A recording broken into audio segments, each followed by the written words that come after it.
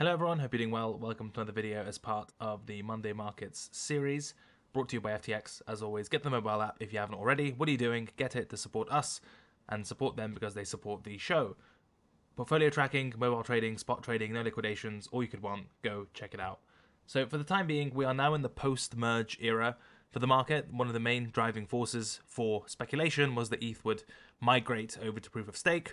That migration was successful, but it turned out to be a bit of a sell the news event of sorts, given the price performance subsequent to the merge, and also the fact that we had some pretty hot CPI data come in. And I've argued at length that I think CPIs and inflation and macro and all that stuff is still more important than crypto-specific narratives, and that certainly seems to be the case. As far as other bigger picture things go, and now that the merge is over, we have FOMC this week, i.e. an interest rates decision from the US Fed. The expectation is 75 basis points increase.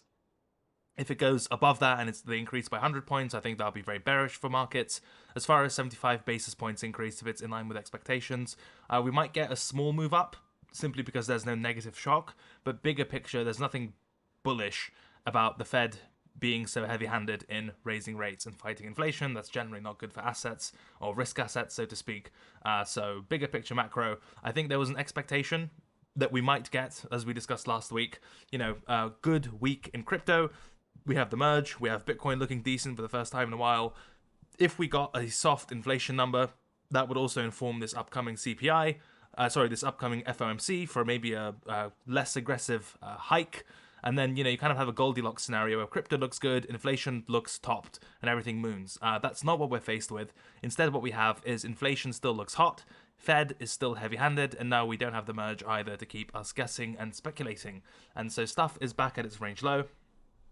If you look at BTC USD, using this range we've had since forever, highest close, lowest close, midpoint, you end up with 22.6k resistance, 20.7k or thereabouts as the range midpoint, and 19k or thereabouts as the range bottom / support. And we're here for the, depending on how you want to count, 1, 2, 3, 4, 5th test of support. Now, I don't know about you, but in my trading experience, no one ever says 5th test, best test. I certainly want the market to get away from just battering 19k, because sooner rather than later, if it stays in this range and keeps hitting the support, it will simply break, and every subsequent test comes with an increased probability or likelihood that support actually breaks. So if you want it to be constructive, you either need it to simply just get the hell out of here and establish like a better trading range somewhere higher up, or you need a very clear, very impulsive, failed breakdown that's very aggressive that ends up in a reclaim, and that would sort of reset the count. But for the time being, we don't have any such behavior. This was probably the closest, and even then this was kind of a very minor violation. But if the market keeps battering at 19k, it will break, and then your analogs of 6k in 2018 become valid, i.e. you have a level, the market sticks to it, volatility dries up, it keeps getting beaten over and over and over again from the same direction until it eventually breaks and everything goes to zero, minus 20, 30, 40, 50%, whatever. So not a fan of consecutive tests of 19k. Viewed at face value, this is still a level of support, and there's likely some de-risking into it going into the FOMC and rate hike decision this week. So it could be good for a bounce, at least in the short term, maybe towards this pre-breakdown cluster or even the range midpoint if the inflation number is in line with expectations. So that's kind of, very short-term type of thing. The market's at range low, which is support, fine. But bigger picture-wise, it's the 5th test, and macro headwinds, whatever you want to call them, are still very much in control. So I'm personally not fond of, outside of very, very short-term trading, and even then the level to me is a bit too tired to do business. I really think narratively it's a time to be patient and defensive as far as taking bets for anything outside of really short-term trading, because the merge is done and inflation still sucks. So all the, the Goldilocks scenario or even the remotely positive scenario of soft inflation and crypto narratives, that's out the window. And so we have to kind of confront this new reality that we're out of narratives for the time being, and macro still doesn't look great for the time being either. And that's also not to mention September seasonality is also not great. So maybe we have to eat some shit this month and have crappier conditions, and maybe we get something more reasonable in the final quarter of the year. But that's sort of beyond the purview of this video. Again, technical levels, nothing new there. Market basically went from range high to range low. The range low is beaten up, but it's still support. If there's sufficient de-risking into the FOMC and the number is decent, maybe a rotation towards the range midpoint, but the market is too crappy, to be honest, for me to, extrapolate past that. I think sideways until proven otherwise. Bigger picture, you want this sideways to resolve because you don't want 20k to be like 6k was in 2018. I really think that's all the relative levels as far as BTC USD goes. You know, as mentioned last week, there's a clear pivot, or was a clear pivot. I guess it still is, just to the downside this time. As long as this mid-range weekly cluster goes at 20.1 to 21k basically, and you can see that the weekly time frame, as soon as it hit this daily resistance, just completely engulfed, and we're back below it as a near-term pivot. So again, the bullish case not really materializing, and the macro certainly playing second fiddle to that. So that's what we're left with. All the levels overlap around 19k, around 21k, around 24k. Nothing new under the sun. Not going to repeat myself another time. That's BTC USD. As far as ETH USD goes, market's been kind of down only since the merge itself. The evidence does appear to suggest that it was more of a sell the news event, more so than some sort of catalyst ignition event, which is fine, not terribly surprising. On the weekly time frame, as far as levels go, I think one recent thing worth paying attention to is development in market structure, which is we had this rally into 2k resistance. That was a high, low, lower high, and then this recent weekly close broke the previous swing, suggesting a lower low, and you have a non-trivial amount of price action now in terms of weeks, suggesting bearish market structure on the weekly time frames. That's worth taking seriously.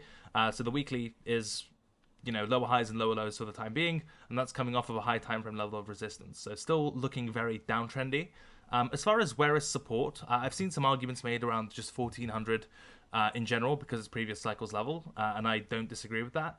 I know Don also has this kind of 1300 to 1400 cluster here, which looks constructive on a weekly closing basis, and I don't entirely disagree with that either. For me, I'm going to go back to my bread and butter on the daily time frame, which are the two kind of ranges that I've been paying attention to. The first above us, as you'll recall, between 1.7 and 2k. That's played out very nicely, especially because given we considered this cluster here as resistance, and that's sort of where the pullback level came from. And then the next range, which is equally interesting to me, is back at sort of 1.2k to 1k or thereabouts, and a similar cluster at the upper boundary at around, as you can imagine, 1230, 1250 or thereabouts, whatever. The exact levels don't matter.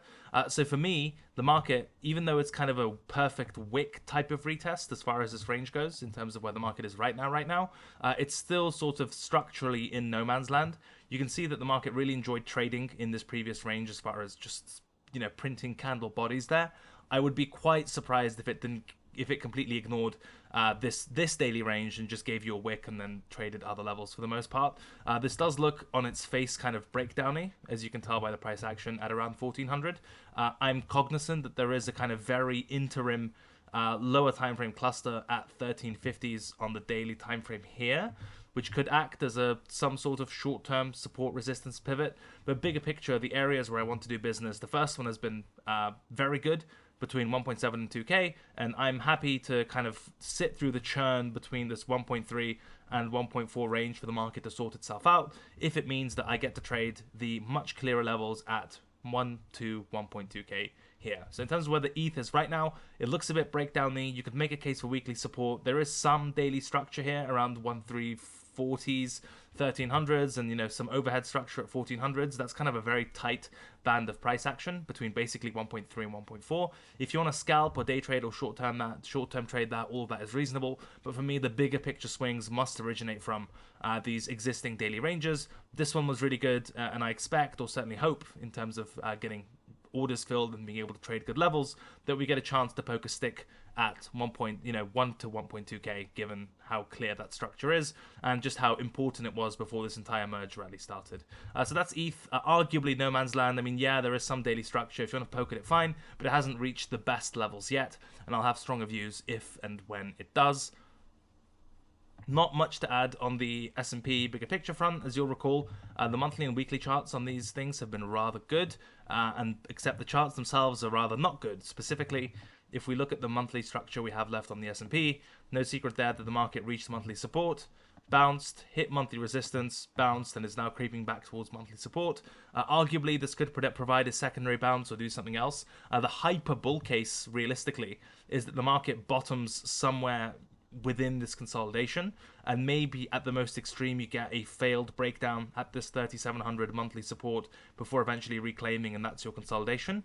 But if this downtrend continues, I think my eye test at least tells me that this structure is good for one or maybe two bounces, and then the market must go further to find clearer levels of support. The first one, for me, in terms of more significant structure, more than just this one monthly candle, is the pre-pandemic breakdown highs at around 3,400. And if you can see, if you just draw a horizontal from there, we land at this monthly cluster between 35 and 3,300-ish. That for me is kind of real / key monthly support. It remains untested, and if we get downtrend continuation, that's the first real kind of meaty area of high time frame support to pay attention to.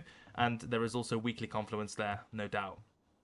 In terms of where the market is right now, I'm not a fan of this most recent weekly close. If you recall our over-under level in the 3,900 area, the market support, price action below it, big move above, looked like it bounced, but then last week's full week of price action traded above previous week's high here, and then closed at or slightly below, but basically in the same level as previous week's low, which does look like a bearish engulfing, and the close itself took price below the level of support that we care about. So this just looks like a weekly time frame breakdown into improvement. Otherwise, maybe this week it sort of reclaims and looks constructive and looks decent or whatever, but at face value for the time being, this looks like a break of support, and the next real target for that would realistically, for me at least, be the lows at 3,600, given the failure of this level and all the high time frame confluence, and so on and so forth. Nothing too dissimilar on the Nasdaq. It's still trading within its monthly cluster here. Upper boundary is at 12.1, and the lower boundary is at 11k essentially. If we look on the daily time frame, a similar type of weakness. You can see that the upper boundary was a really clear pivot for the market, which I was praising last video for how good it's been technically. Right, you have the pre-breakout highs, perfect support here as well, but the current price action suggests that this is a breakdown and a move back within the range, and so our bread and butter is if the market is accepted back within the range, we expect it to move towards the midpoint and generally towards the range low as well, which would be the other side of that monthly cluster. So the fact that the daily kind of engulfed back into the range is not a good sign. Targets would be the midpoint and the range low, but in any case, not that we're trading this instrument specifically, just more broadly that it's also similar to the S&P, lost a level of high time frame support, and would suggest more downside. Unless it's reclaimed, yada yada, all the usual stuff. That's kind of all I have, to be honest with you. I mean, we can take a quick look at ETH BTC. I really think for ETH BTC, it's a story of a weekly range. The merge happened right at this Pico top range high resistance, which I've used this wick for. The range low where the failed breakdown took place, I've also used the wick for, which is uncharacteristic, but I think the levels are good. And if you use that as your range boundaries, the market is currently at the range midpoint, which is nice. There's some support at 0.07-ish or thereabouts. Bigger picture though, I think this is significant because it wasn't just a retest of resistance, it was the top around the same time as the merge. That's quite bearish as far as the evidence suggesting a sell the news type of event. I think your best case scenario is that ETH continues to, well, the best case scenario is obviously it goes up and reclaims the range high and so on and so forth. I think my base scenario is the just more chop within this consolidation, and obviously if the merge is a very aggressive down-only style sell the news event, then you'd expect the range to also break to the downside and start to reach towards lower targets. In any case, I think having very strong ETH views post-merge at the moment is not supported, and for me the more important stuff is what risk indices do this week, and FOMC this week, and Bitcoin hanging on by a dick hair at 19k or thereabouts. There have been some crypto native distractions and narratives and other things to focus on in the interim, but I think the recent evidence suggests that we're still very much in macro land, and that's worth paying attention to. The levels are still good, the charts still work, manage your risk, pay attention, and we'll all be fine. That's all from me. Let me know if you have any comments or questions. I'll try to answer them in the chat below. We'll be getting better at that shortly, so make sure to test us by leaving us some questions or comments. As always, brought to you by FTX. There's the newsletter tomorrow as well, trletter.com. Also supported by those same people over there. So get the mobile trading app, track your portfolio, trade without leverage, do better than all your friends, and see you for next cycle, or in our case, tomorrow for the newsletter. Take care and bye-bye.